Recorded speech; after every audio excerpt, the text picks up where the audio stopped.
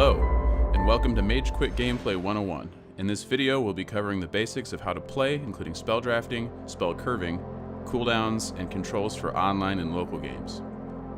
When you start your first game of MageQuit, you'll begin with a spell draft. This is where you choose your starting spell. You'll keep the spells you draft for the rest of the match, so choose carefully. For this match, we're going to pick Rock Shot, a hard-hitting earth spell. After everyone has drafted their starting spell, the first battle begins. Your first battle will be the simplest, as there are only two things you can do. Move to avoid hazards and spells, and cast your only spell.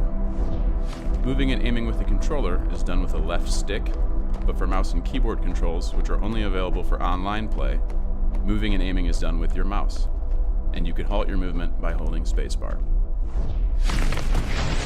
It is important to remember that every spell has a cooldown. You can check its availability by looking at your health bar. It is also important to know about spell curving. Almost all spells in MageQuit can be curved, including movement spells. A curved spell is harder to dodge, but it is also harder to aim.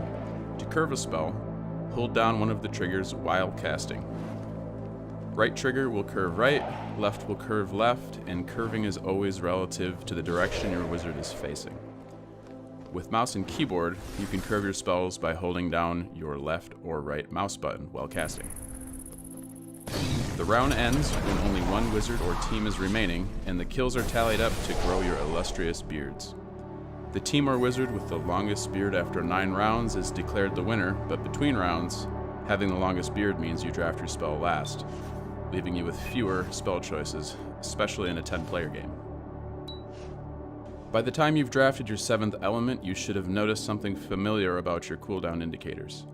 They are laid out like a controller, with the 4 action buttons in the middle, bumpers on the sides, and melee attack on the bottom.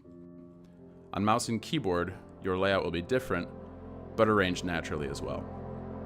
And that's it for now. Thanks for watching MageQuit Gameplay 101. If you have any questions or would like to be a part of our community, be sure to join the MageQuit Discord.